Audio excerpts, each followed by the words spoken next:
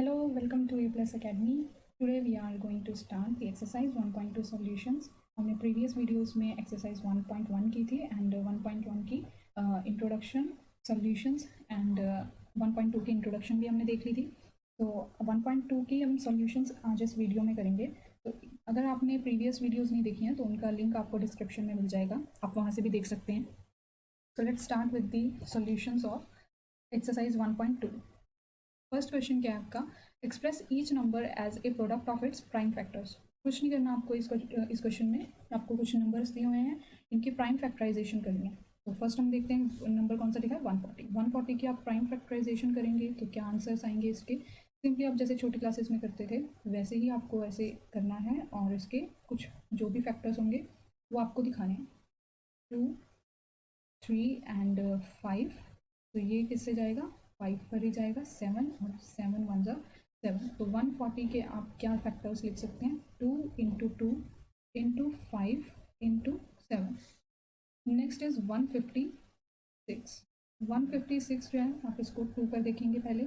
तो 2 7 and 16 is 2 8 पर जाएगा. 2 8 जा 16. फिर हमारा फिर 2 पर जाएगा ये. 2 3 जा 6, 18 एंड 9.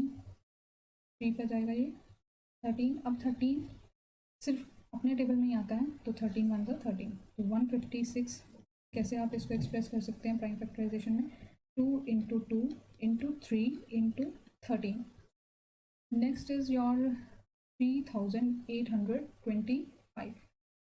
इसकी भी हम प्राइम फैक्टराइजेशन कर रहे हैं. इसको हम 2 पर नहीं देखेंगे बिकॉज लास्ट जो हमारी यूनिट डिजिट है वो क्या है, 5 है. तो 5 जो है वो 2 के टेबल में नहीं आता है, तो हम इसको देखेंगे पहले 3 के टेबल में. तो 3 1 जा 3 एंड 3 2 जा 6. हमारे पास 2 रिमाइंडर आएगा एंड 7 और 5 यहाँ पर.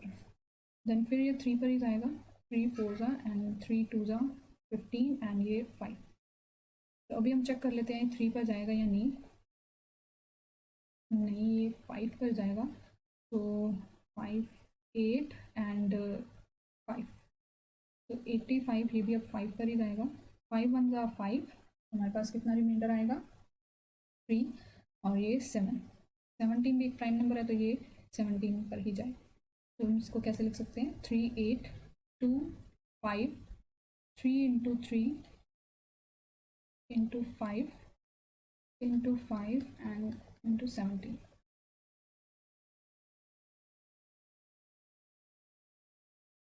Next is 5005.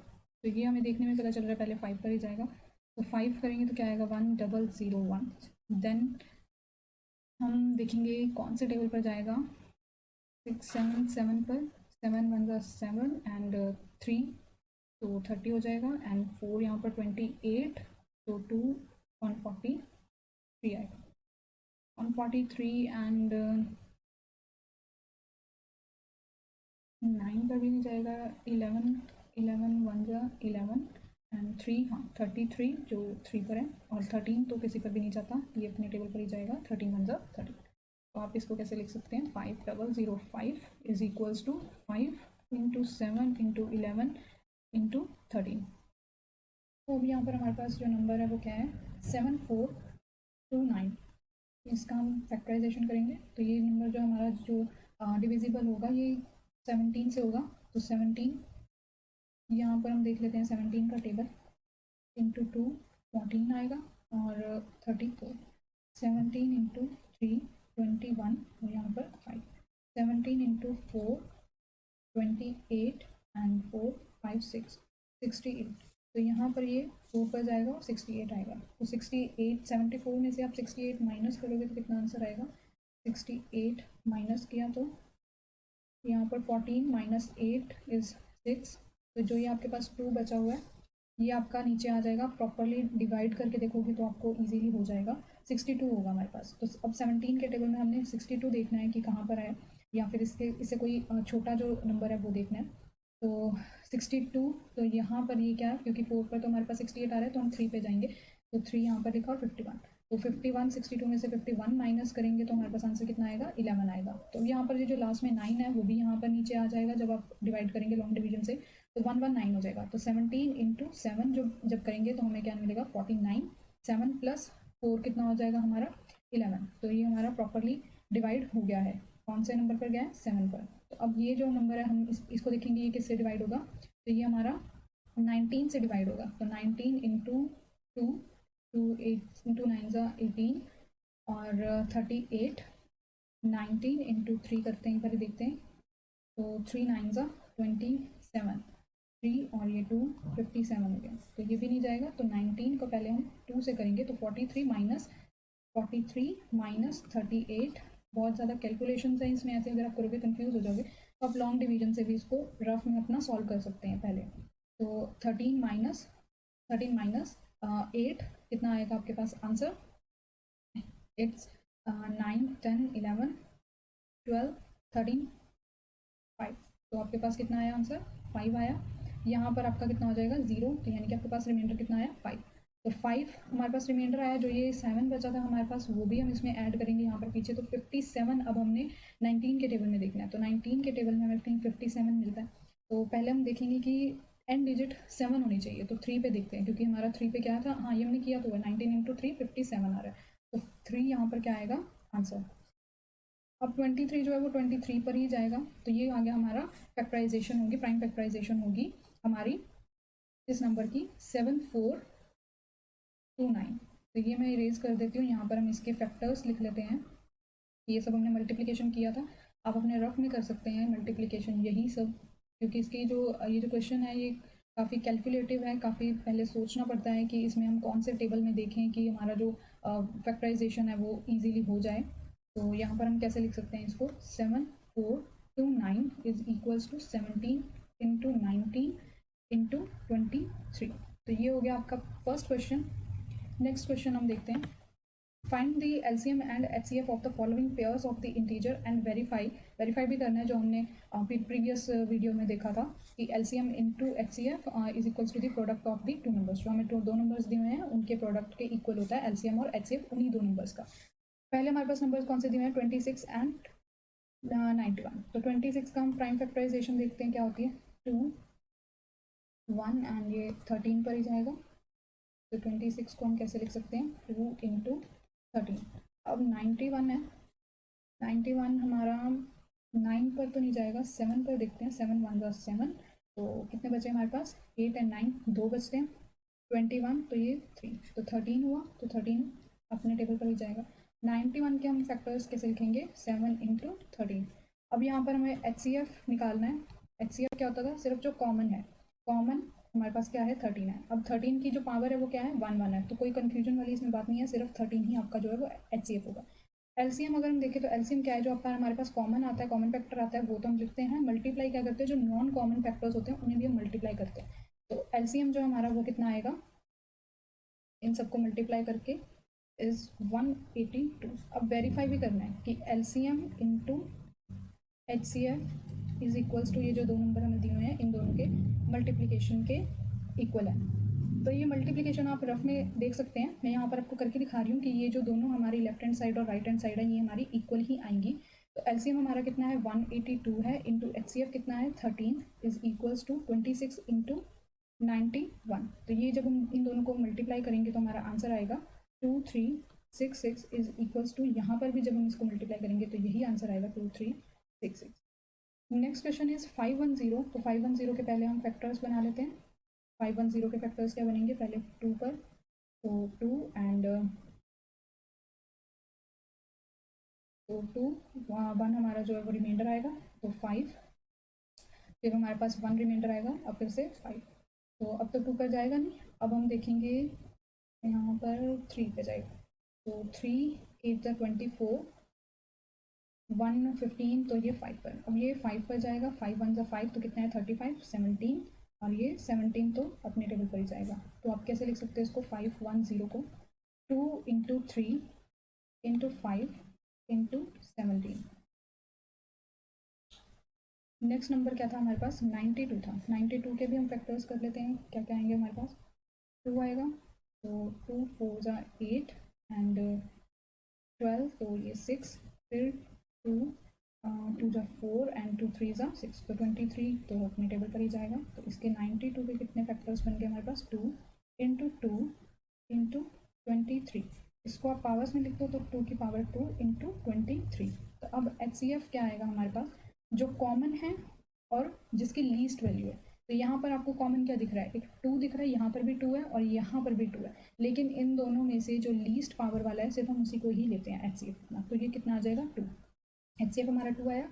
एलसीएम देखते हैं, एलसीएम क्या होता है। एलसीएम होता है कि जो भी हमारा कॉमन फैक्टर होता है उसके हम ग्रेटेस्ट पावर लेते हैं। तो कॉमन फैक्टर हमारा यहाँ पर क्या है 2 है, लेकिन उसकी ग्रेटेस्ट वैल्यू कितनी है, पावर 2। तो 2 की पावर 2 इंटू जो नहीं है हमारे, कॉमन नहीं है, नॉन कॉमन फैक्टर्स हमारे, हम उनको भी मल्टीप्लाई करते हैं। तो कौन कौन से हमारे रह गए इसमें से, यहाँ पर हमारे कौन से रह गए 3, 5 और 17। 3 इंटू 5 इंटू 17 और यहाँ से इंटू 23। तो इन सबको आप जब मल्टीप्लाई करेंगे तो आपका कितना आंसर आ जाएगा 23460। वेरिफिकेशन भी वैसे ही सेम है कि LCM into HCF is equals to, ये जो दो नंबर हमें दिए हुए हैं 510 इंटू 92, इन दोनों के प्रोडक्ट के इक्वल होते हैं। तो LCM कितना हमारा 23460 इंटू HCF इज 2। यहाँ पर जब हम मल्टीप्लीकेशन करेंगे तो आंसर हमारा क्या आ जाएगा 46920। तो यहाँ पर भी जब हम मल्टीप्लिकेशन करेंगे हमारा आंसर सेम ही आएगा, आप इसे चेक कर सकते हैं 46920। नेक्स्ट हमारा जो क्वेश्चन है वो क्या है 336 एंड 54। तो 336 के भी हम फैक्टर्स बना लेते हैं। तो 2 पर देखते हैं कि पहले 2 पर जाएगा, तो 2 1 2 एंड 2 6 भी एक आएगा तो 168 आएगा।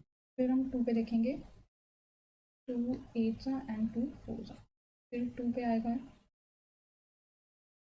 एंड देन अगेन 2 पर ही जाएगा 21 है। अब ये 3 पर हम इसको कैंसिल कर सकते हैं, डिवाइड कर सकते हैं। तो 3 7 अब ये 7 जो है वो अपने टेबल पर ही जाएगा। तो 336 को आप कैसे लिख सकते हैं, इसके फैक्टर्स 2 इंटू 2, कितनी बारी 2 आया हमारे पास 4 टाइम्स, तो हम 4 टाइम्स इसको लिख लेते हैं इंटू 3 इंटू 7।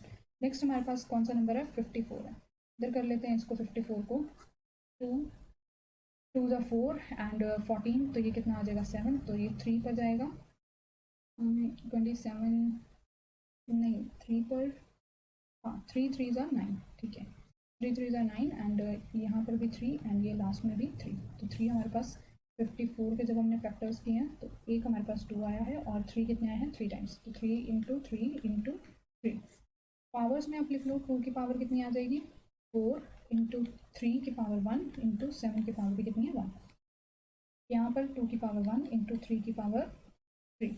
पहले हम HCF देखते हैं। HCF इसका क्या आएगा, कॉमन क्या है हमारे पास, यहाँ पर एक 2 भी कॉमन है और 3 भी कॉमन है, लेकिन हमें क्या लिखनी है लीस्ट पावर देखनी है। तो यहाँ पर 2 इंटू 3 की लीस्ट पावर क्या है 1, तो ये भी 2 3 6, तो HCF कितना आया 6। LCM देखेंगे, LCM क्या होता है, जो हमारे पास कॉमन फैक्टर्स हैं उनकी तो हम ग्रेटेस्ट वैल्यू देखते हैं। जैसे यहाँ पर 2 है तो 2 की पावर 4 आएगा यहाँ पर, क्योंकि उसकी ग्रेटेस्ट वैल्यू है, इंटू 3 भी यहाँ पर कॉमन, लेकिन 3 की वैल्यू कितनी आई, पावर कितनी आएगी 3 आएगी, इंटू जो हमारा नॉन कॉमन फैक्टर्स रह गए हैं यहाँ पर 7। तो ये सब जब आप मल्टीप्लाई करोगे तो LCM हमारा कितना आएगा 3024 आएगा। तो LCM इंटू LCM बहुत हो गया,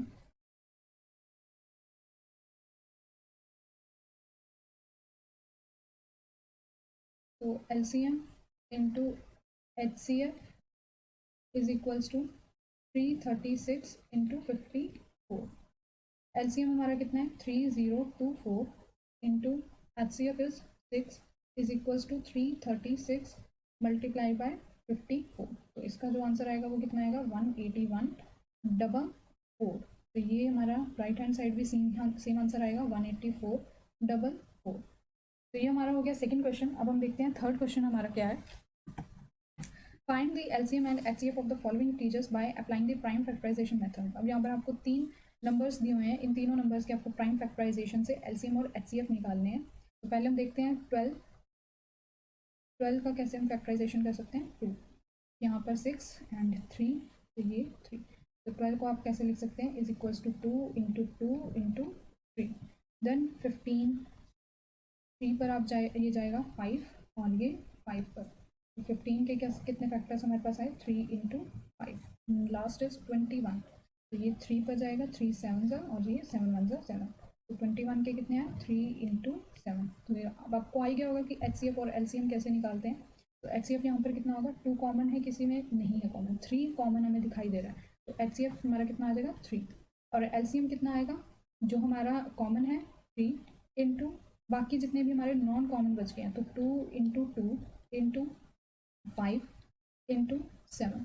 तो LCM कितना आएगा, इन सबको जब आप मल्टीप्लाई करेंगे तो LCM हमारा आएगा 420। Next question is 17, 23 and 29। ये नंबर्स आपको देखकर पता चल जाएंगे कि ये प्राइम नंबर्स है, तो इनमें हमें ऐसे फैक्टराइजेशन करने की ज़रूरत नहीं है, ये हमें पता ही चल रहा है कि ये क्या है, प्राइम नंबर्स हैं। तो 17 को आप कैसे फैक्टर्स लिख सकते हैं, 17 इंटू 1। 23 को कैसे लिख सकते हैं हम, 23 इंटू 1।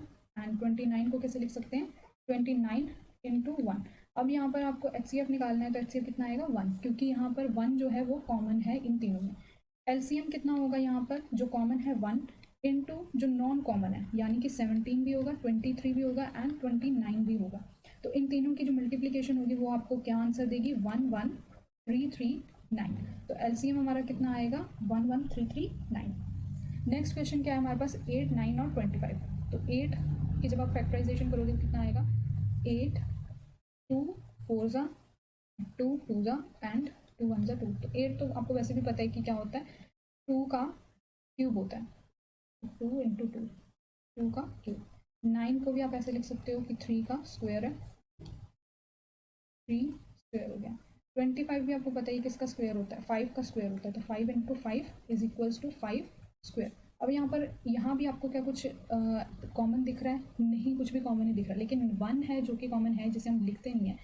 तो HCF कितना आ गया 1, तो LCM कितना आ जाएगा 1 तो हो गई, प्लस जो हमें वो भी हम मल्टीप्लाई करते हैं जो नॉन कॉमन होते हैं।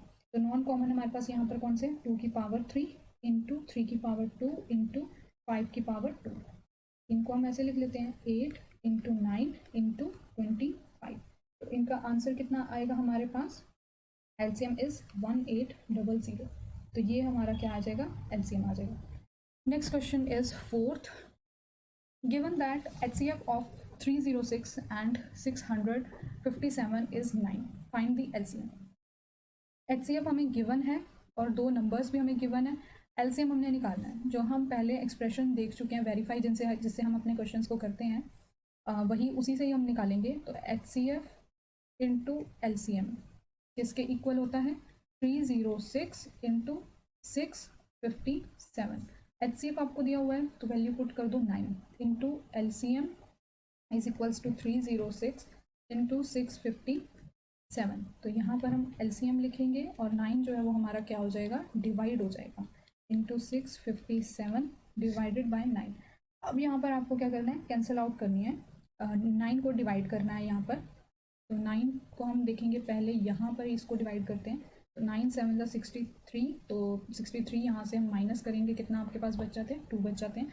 27, तो 27 कहाँ पर आता है, 9 के टेबल में 3 पे आता है। तो अब ये दोनों जो है इनको आपको मल्टीप्लाई करना होगा, तो मल्टीप्लाई करने पे आपको जो आंसर मिलेगा वो आपको मिलेगा 22 33 8। तो ये आपका जो है ये LCM होगा, ये आपका आंसर होगा, LCM होगा। ये जितनी भी बड़ी बड़ी कैलकुलेशंस हैं ये आपको खुद करनी होंगी, एक्चुअली आपको प्रैक्टिस भी करनी चाहिए। यहाँ पर सॉल्यूशन देखने से पहले आपको खुद प्रैक्टिस करनी चाहिए अपने जो सॉल्यूशंस हैं, एक्सरसाइज 1.2 के क्वेश्चंस जो हैं। तो ये मैंने यहाँ पर जो आप मल्टीप्लिकेशन है 73 की 306 के साथ आप रफ में करो और सीधा जो अपनी आंसर शीट्स होती हैं वहाँ पर ऐसे नीट एंड क्लीन आप आंसर लिख सकते हैं। Next question is check whether 6n can end with the digit 0 for any. ऐसा हमने देखा था एग्जाम्पल, उसमें क्या था कि 4 की पावर n थी, यहाँ पर नंबर कैसे लिखा हुआ है, हमें 6n दिया हुआ है। तो मैंने आपको रूल बताया था कि कोई भी n डिजिट अगर 0 हो तो उसमें क्या होना चाहिए, एक अगर हमें लास्ट की सिर्फ ओनली 1 n डिजिट 0 के लिए जो रूल होता है उसमें क्या हमारे पास होना चाहिए कि एटलीस्ट हमारे पास कम से कम एक पेयर होना चाहिए, एटलीस्ट 1 पेयर, किसका, पेयर ऑफ 2 and 5। तो उसके जो नंबर है उसकी जो फैक्टराइजेशन होगी उसमें 2 और 5 का एक पेयर तो एटलीस्ट होना ही चाहिए। तो यहाँ पर भी हम देख लेते हैं क्या हमें मिल रहा है, तो 6n लिखेंगे। 6n जो है हम 6 को कैसे फैक्टराइज करके लिख सकते हैं, 6 को हम लिख सकते हैं 2 इंटू 3, तो यहाँ ब्रैकेट और बाहर क्या आ जाएगा, n आ जाएगा। अब ये फर्दर और तो आगे हो नहीं सकते हैं, ना ही इनकी कोई पावर है। तो यहाँ पर हमें दिख रहा है कि जो हमारे पास फैक्टराइजेशन आई है यहाँ पर 2 तो है हमारे पास लेकिन 5 नहीं है। तो हम इसका कंक्लूजन क्या लिख सकते हैं, कि वी डू नॉट हैव, यहाँ पर हम लिख सकते हैं we do not have 5 as a factor of 6n। जो 6n हमें क्या दिया हुआ है, नंबर दिया हुआ है, इसका 5 जो है वो फैक्टर नहीं है, 2 तो है उसमें लेकिन 5 फैक्टर नहीं है। So we do not have, अगर हमारे पास 5 नहीं है तो हमारे पास पेयर नहीं बनेगा, ठीक है। So we do not have 2 into 5 pair, हमारे पास पेयर नहीं बन रहा है, तो इसमें कोई, इस नंबर में कोई एंड डिजिट भी नहीं होगी। So there is no end digit. So end digit can never be, end digit can never be 0। आपके पास अगर इस 6n को, n की कुछ भी आप वैल्यूज़ रखेंगे, कुछ आपके पास आंसर आया, मान लो ये 4 या 5 डिजिट्स का आपके पास आंसर आता है, तो जो एंड डिजिट है आपकी वो कभी भी 0 नहीं होगी, क्योंकि इस जो नंबर है, इस नंबर में हमारी जो फैक्टराइजेशन हमने करके देखी है, इसमें हमारे पास 5 फैक्टर नहीं है, तो 2 और 5 का पेयर भी नहीं बन रहा है हमारे पास, तो इसलिए जो एंड डिजिट है वो कभी भी 0 नहीं होगी। Next question is explain why this and this number are composite numbers. तो पहले हम इसको सॉल्व करके देखेंगे, फिर हम उस नंबर को देखेंगे कि क्या वो कंपोजिट है या नहीं है। तो कंपोजिट नंबर्स की यहाँ पर बात किया तो हमें कंपोजिट नंबर्स पता होने चाहिए कि वो कौन से होते हैं। मैंने स्टार्टिंग में भी बताया था कि इंट्रोडक्शन में बताया था कि कंपोजिट नंबर्स क्या होते हैं। ऐसे नंबर्स जो कि 1 से बड़े होते हैं और जो प्राइम नंबर्स नहीं होते हैं, वो होते हैं आपके कंपोजिट नंबर्स। कुछ एक इसकी एक दो और डेफिनेशन है वो भी देख लेते हैं कि कंपोजिट नंबर्स क्या होते हैं। दोज नंबर्स, मैं यहाँ पर डेफिनेशन लिख रही हूँ, those numbers which can be expressed, जिनको हम एक्सप्रेस कर सकते हैं कैसे, as the product of some numbers, other than 1 or itself। इसका एग्जाम्पल आप देख लो कि 4, तो 4 को आप कैसे लिख सकते हैं, 2 into 2, ये फुलफिल कर रहा है इस जो मैंने डेफिनेशन लिखी है इसको, क्योंकि हम ऐसा कोई भी नंबर जिसको एक्सप्रेस कर सकते हैं as the product of some numbers, वो वाले नंबर्स छोड़ के 1 और जो नंबर है सिर्फ उसको छोड़कर बाकी किसी भी अदर नंबर्स से हम उसको एक्सप्रेस कर सकते हैं। तो 2 into 2 हम इसको कर सकते हैं, तो 4 क्या हो गया, हमारा कंपोजिट नंबर हो गया। 3 देख लेते हैं, क्या हम 3 को लिख सकते हैं ऐसे, तो 3 की जब हम फैक्टराइज करेंगे, इसको सिर्फ हम ऐसे ही लिख सकते हैं, इसका कुछ और फैक्टर्स बन ही नहीं सकते, तो 3 into 1 यही इसका फैक्टर्स होंगे। तो यहाँ पर तो हमें कंपोजिट नंबर की जो डेफिनेशन है, यहाँ पर तो हमें बताया था कि 1 नहीं होना चाहिए और वो नंबर खुद नहीं होना चाहिए जब हम उसके प्रोडक्ट्स लिख रहे हैं, तो ये जो हमारा 3 है ये हमारा नहीं होगा, कंपोजिट नंबर नहीं होगा। और इसकी एक दूसरी डेफिनेशन है यहाँ, those numbers that are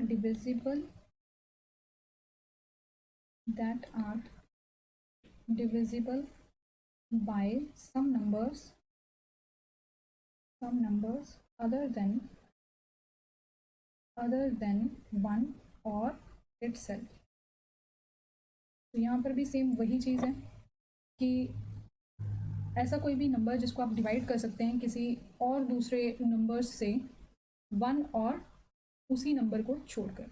example में सेम वही 4, क्या आप 4 को डिवाइड कर सकते हैं 4 और 1 को छोड़कर किसी भी दूसरे नंबर से, तो यस कर सकते हैं। तो हम 2 से इसको डिवाइड कर सकते हैं, तो आंसर कितना आ जाएगा, 2 आ जाएगा हमारे पास। तो 4 क्या हो गया, हमारे कंपोजिट नंबर हो गया।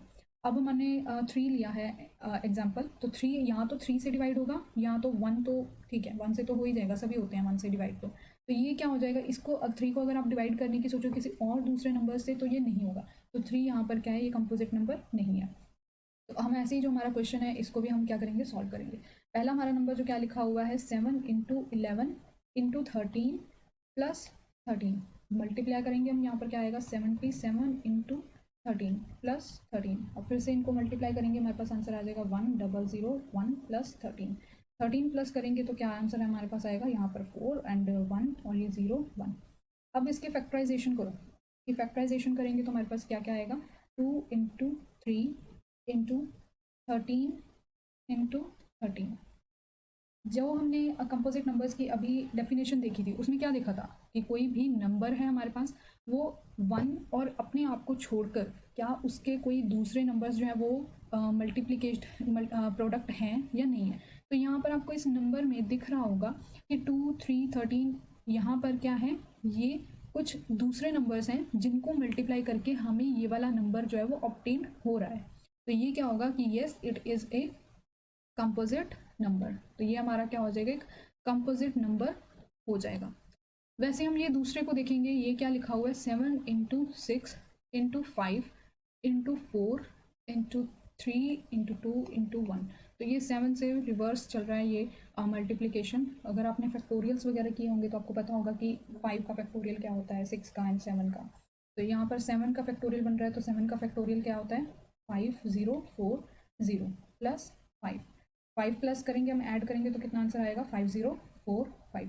तो अब हमने जैसे कंपोजिट नंबर्स की जो डेफिनेशन देखी थी उसमें क्या बोला था हमने, जो सेकंड वाली थी उसमें डिविजिबिलिटी बोली थी कि वो डिवाइड हो जाता है, किसी भी दूसरे नंबर से डिवाइड हो जाएगा सिर्फ 1 और खुद को छोड़कर। तो यहाँ पर भी हम देख लेते हैं कि ये 5045 जो है वो डिवाइड होता है। तो हम इसको करके देखते हैं, 5 पर डिवाइड करके देखते हैं। तो ठीक है 510 एंड 45 कितने पे आता है 9 पे आता है। तो ये कम्प्लीटली डिवाइड हो रहा है। यहाँ पर भी हम लिख सकते हैं कि ये जो नंबर है 5045, ये नंबर क्या है, is divisible by, is divisible, किससे डिवाइड हो रहा है, ये 5 से डिवाइड हो रहा है। तो कौन कौन से नंबर्स को छोड़ के, एक्सेप्ट 1 और इटसेल्फ। ठीक है, एक्सेप्ट 1 और इटसेल्फ। सो कंक्लूजन क्या लिखेंगे, so it is a composite number. Next question is question number 7। तो ये क्वेश्चन बहुत इंपॉर्टेंट है आपके एग्जामिनेशन पॉइंट ऑफ व्यू से। There is a circular path around a sports field. Sonia takes 18 minutes to drive 1 round of the field while Ravi takes 12 minutes for the same. Suppose they both start at the same point and at the same time and go in the same direction. After how many minutes they will meet again at the starting point? तो यहाँ पर question में क्या लिखा हुआ है, एक circular path है आपके पास, दो यहाँ पर आपको स्टूडेंट्स बताए गए हैं, एक सोनिया और एक रवि है। तो सोनिया जो है वो एक राउंड कंप्लीट करती है कितने मिनट्स में, 18 मिनट्स में, और रवि जो है वो एक राउंड कितने मिनट्स में कंप्लीट करता है, 12 मिनट्स में कंप्लीट करता है। तो वो एक ही जगह से स्टार्ट करते हैं, सेम पॉइंट से वो चलना स्टार्ट करते हैं। तो ये हमारा क्या हो गया, ये एक सर्कुलर पाथ हो गया। तो यही हम इसका क्या मानते हैं, स्टार्टिंग पॉइंट समझ लेते हैं, मान लेते हैं। तो यहाँ से दोनों ही जो बच्चे हैं उन्होंने स्टार्ट किया है ड्राइव करना। ठीक है, तो सोनिया जो है वो 18 एक राउंड लगाने के लिए क्या लेती है, 18 मिनट्स लेती है। तो सोनिया जो है वो एक राउंड के लिए कितना लेती है हमारा, पर राउंड में 18 मिनट्स पर राउंड। ठीक है, और रवि कितना टाइम ले रहा है एक राउंड के लिए, 12 मिनट्स। तो कौन जल्दी फास्ट कौन होगा, रवि फास्ट होगा, क्योंकि उसको टाइम कम लग रहा है ना, एक राउंड कंप्लीट करने के लिए कम समय लग रहा है। तो कम समय लग रहा है तो इट मीन्स उसकी स्पीड जो है वो ज़्यादा होगी।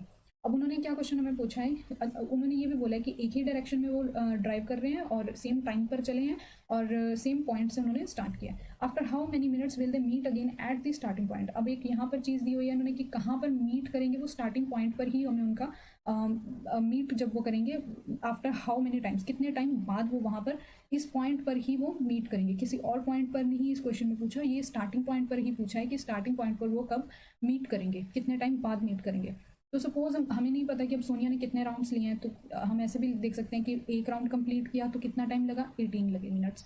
फिर सेकंड राउंड लेगी वो कंप्लीट करेगी तो कितने हो जाएंगे, 18 प्लस 18, या फिर 18 का मल्टीपल भी है तो 18 इंटू 2 36। तो पहले उसको 18 मिनट्स लगे, फिर दूसरा राउंड लिया तो कितने हो गए, 36 हो गए। तो ऐसे ही सो ऑन, वो जितने भी राउंड्स लेगी वो क्या हो जाएंगे, 18 के मल्टीपल्स हो जाएंगे। तो ऐसे ही रवि का हो जाएगा, रवि भी कितने राउंड्स लेगा हमें नहीं पता, हमें एक सपोज करते हैं कि रवि ने फर्स्ट राउंड लिया तो उसके 12 मिनट्स लगे, सेकंड राउंड लेगा तो उसको कितने लगे, टोटल 24 मिनट्स लगे। ठीक है, तो ये भी क्या होगा, वो रवि भी जितने राउंड्स लेगा वो कितने के मल्टीपल्स हो जाएंगे, 12 के मल्टीपल्स हो जाएंगे। तो यहाँ पर हमें क्या पता चल रहा है कि सपोज हम ले लेते हैं कि सोनिया ने कितने राउंड्स कंप्लीट किए हैं, सोनिया ने x राउंड्स कंप्लीट किए हैं, मतलब कि x राउंड के बाद वो मीट की है। और जो रवि है वो कितने टाइम के बाद, कितने राउंड्स के बाद, y राउंड्स के बाद उसने जो है मीट किया है सोनिया को। तो हमें इनका तो वैल्यू पता ही नहीं है, x और y का वैल्यू तो हमें पता ही नहीं है, लेकिन हमारे पास इतना हमें ज़रूर पता है कि ये जितने भी राउंड्स लेंगे, जितने भी टाइम हमारे पास निकलेगा, वो क्या होगा, सोनिया के लिए 18 का मल्टीपल होगा और रवि के लिए 12 का मल्टीपल होगा। तो हम टाइम देख लेते हैं, पहले तो हम टाइम देख लेते हैं सोनिया का। सोनिया को कितना टाइम लगेगा, इट्स 18 इंटू एक्स, और रवि का कितना टाइम हो जाएगा, time of Ravi to complete the y rounds is 12 into Y.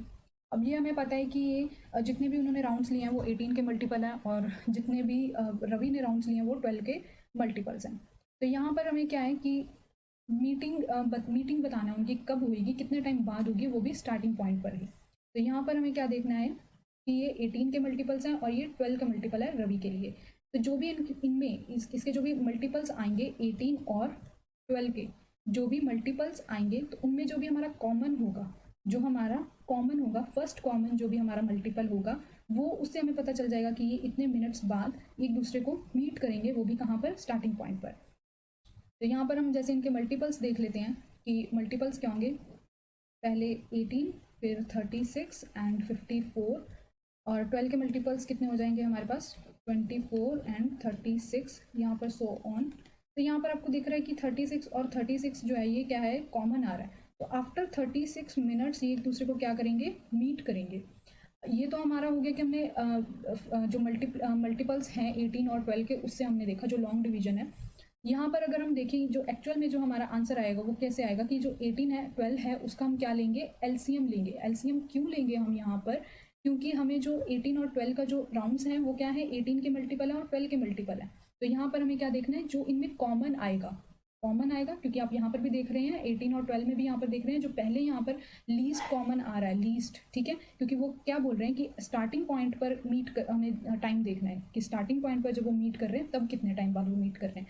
तो इसलिए जो हमारा पहला सबसे कम जो हमारा जो कॉमन आ रहा है, लीस्ट आ रहा है, तो इसलिए हम एलसीएम देखेंगे इसमें। तो 18 और 12 का हम एलसीएम निकाल लेंगे। तो 18 का एलसीएम आप निकाल लो, 12 का एलसीएम निकाल लो, तो 2 9 एंड 3 इंटू 3 एंड 3 1 3, तो 2 6 एंड 2 3 यहाँ पर भी क्या आ जाएगा 3। तो यहाँ पर आप कैसे लिख सकते हैं, 18 is equals to 2 into 3 into 3, यहाँ पर आप लिख दो 12 is equals to 2 into 2 into 3।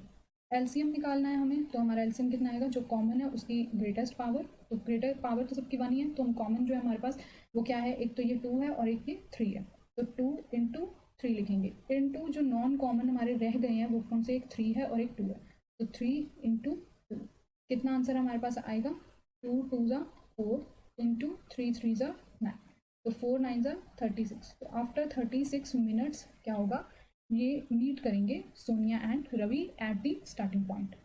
तो अगर आपको वीडियो अच्छा लगा हो तो प्लीज़ लाइक करें, शेयर करें अपने फ्रेंड्स के साथ, and please subscribe the channel and press the bell icon. Thank you.